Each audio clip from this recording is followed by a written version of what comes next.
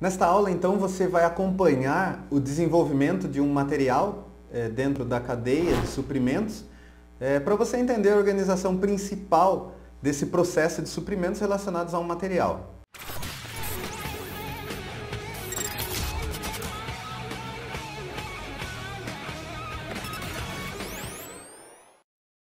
Então, nós começamos como que?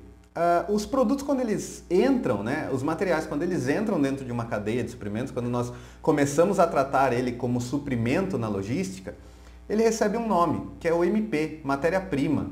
Pode ser um material base, um material fonte num processo que vai sofrer a alteração, que vai sofrer a transformação, certo? Isso pode ser o quê? Vou usar dois exemplos aqui bem extremos, tá?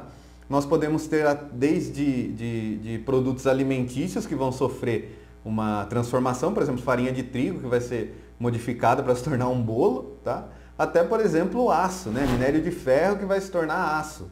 Então é importante a gente relacionar isso. Matéria-prima é todo suprimento que entra num processo que é como eu posso dizer assim, o material básico que vai sofrer transformação, tá bom? Na indústria de móveis, por exemplo, é a madeira, certo? Dá pra gente se basear assim. Então, matéria-prima sempre é esse material principal que vai sofrer transformação. Quando ele vai para a fabricação, quando ele vai para a produção, ele se torna o PP, que nós chamamos, que é um produto em processo. Então, todo material que está em transformação, ele ainda é um PP, um produto em processo. Independente de qual seja o ponto em que ele está. Utilizamos aqui, por exemplo, a farinha de trigo. Quando ela está sendo misturada a outros ingredientes para se tornar um bolo, ela é um produto em processo. Aquele aglomerado de produtos ainda é um produto em processo. O aço, por exemplo, depois que ele vai para a forja, ele vai para um processo de usinagem, ele está sendo um produto em processo.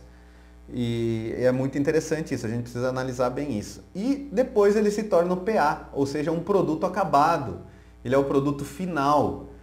É importante relacionar para você aqui, que dentro desse PP, produto em processo, até ele se tornar produto acabado, ele tem aqui, nesse meio, ele pode ser, por exemplo, um produto semi-acabado, que nós dizemos, que é um produto que já passou por todos os processos de fabricação e está esperando apenas mais uma etapa do processo, por exemplo, acabamento. Um material que precisa ser pintado, que precisa receber uma forma de acabamento diferente, ele é tratado como um produto semi-acabado. Se nós temos um componente mecânico que precisa passar por tratamento térmico, por exemplo, então ele é um produto semi-acabado. Após esse processo, ele se tornará um produto acabado. Outra aplicação que nós temos aqui de produto semi-acabado também, nós temos componentes que precisam ser montados para que siga o processo. Tá? Não estou falando aqui de um material que tem que ser vendido para outra empresa. De repente, uma empresa ela fabrica um componente, esse componente ele tem que ser adicionado a outros componentes para se tornar o produto acabado. Por exemplo, uma engrenagem que vai seguir para ser montada numa caixa de câmbio de carro, numa caixa de transmissão. Ela é um produto semi-acabado, só que ela só será um produto acabado como caixa de câmbio. Tá? Isso é muito interessante. E é importante a gente relacionar também que dentro dessas áreas aqui, como nós estamos falando de materiais e suprimentos, matéria-prima, matéria base, fonte, produto em processo, material em transformação, produto acabado, é o produto final. Eles geram também diferentes tipos de estoques de materiais, estoques de suprimentos, estoques de produtos, tá bom? Então nós temos aqui estoque de matéria-prima, estoque de produto em processo e estoque de produto acabado dentro da nossa organização de suprimentos. É muito importante a gente ter essa base, ter esse conhecimento que ele gera essa divisão aí de estoques, tá bom? Então, para a gente conseguir identificar um pouco melhor essa questão de divisão dos materiais, de como eles vão caminhando dentro da cadeia de suprimentos, eu trouxe para você um exemplo bem legal aqui, bem prático da gente conseguir identificar. Vamos analisar, por exemplo, matéria-prima base, fonte que nós temos aqui. Vamos analisar o minério de ferro, por exemplo. O que o minério de ferro pode se tornar? Certo? Então vamos acompanhar aqui o desenvolvimento dele como suprimento dentro dessa cadeia para a gente conseguir identificar e visualizar melhor uma cadeia de suprimento de um produto, tá? Então o minério de ferro, ele pode se tornar, através de um processo, o aço, tá? Então o minério de ferro, ele vai aí para a cearia, vai aí para a fundição para se tornar aço.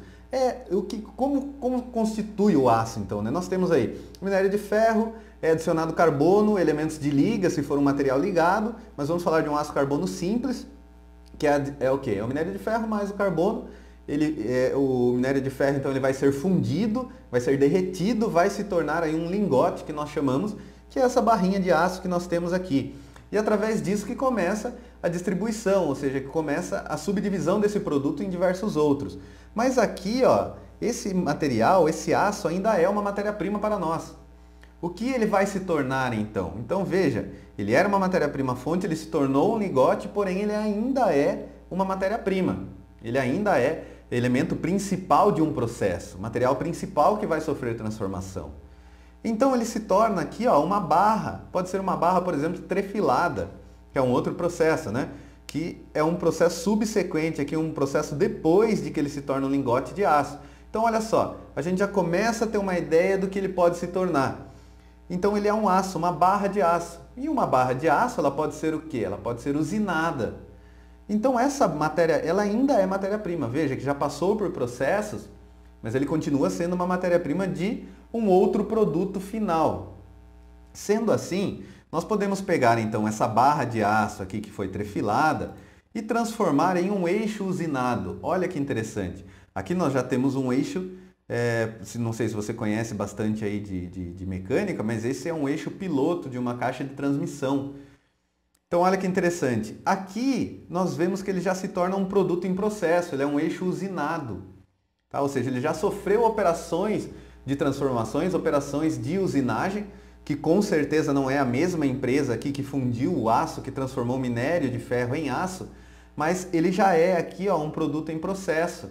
Então ele se tornou um eixo. Ó. Ele foi aqui, provavelmente, nós utilizamos aqui essa barra de aço aqui, mas ele pode ter sido forjado próximo a essas dimensões aqui, e depois ele foi usinado, então ele é um produto em processo. Ah, Thiago, mas eu não posso dizer que esse eixo é um produto acabado, por exemplo? Bom, se você estiver olhando pelo âmbito de uma empresa de usinagem, que ela fornece só isso, ela é o produto acabado de uma empresa de usinagem. Mas no nosso produto final, olha só como é importante a gente identificar a logística de suprimentos e saber em que ponto que a gente está nessa cadeia. Aonde a gente está aplicando a logística de suprimentos. Se a gente estiver vendo do ponto de uma empresa de usinagem, pode ser um produto acabado, sim. Se nós estivermos olhando do ponto de vista de uma empresa que fornece caixas de transmissão, ela ainda é um componente, então pode ser um produto semi-acabado, certo? Olha que interessante. Então, no próximo processo, o que ela vai ser? Olha só, nós acabamos de falar e apareceu aqui, ó, um produto acabado, ou seja, uma caixa de câmbio. Então, esse eixo usinado aqui, ele se tornou uma caixa de câmbio. Então, ele é um componente que vai ser montado a outros componentes que vai gerar uma caixa de câmbio. Olha que interessante, tá vendo aqui, ó, vários componentes, várias engrenagens, vários outros eixos para compor esse produto. Então ele é um produto acabado, caixa de câmbio, ou produto semi-acabado. Como assim produto semi-acabado? É isso que eu estou te falando, depende da ótica que você está vendo, de que ponto e qual é a empresa que você está posicionado para analisar a cadeia de suprimentos. Para analisar aí então que ponto da cadeia de suprimentos está o seu produto. Então, quando essa caixa de câmbio, ela pode ser um produto semi-acabado? Quando o produto acabado for um automóvel. Olha que interessante a análise dessa cadeia de suprimentos. Então, para um automóvel, a caixa de câmbio é um produto semi-acabado.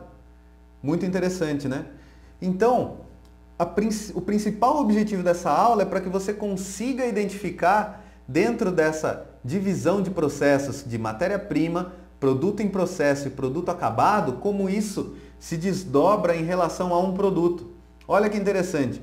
Nós começamos analisando o minério de ferro, que se tornou aqui, né, um lingote, se tornou um eixo, uma barra, que se tornou um eixo, que se tornou uma caixa de câmbio, que foi montado a um automóvel. Então, é essa visão que nós, profissionais da logística de suprimentos, temos que ter. Que a logística de suprimentos pode ser aplicada a qualquer produto, em qualquer ponto da cadeia de suprimentos. Mas nós temos que conseguir identificar por quê. Porque daí nós conseguimos gerenciar essa cadeia, conseguimos criar atividades e gerenciar melhor as operações, certo? Tendo o ponto de vista específico assim.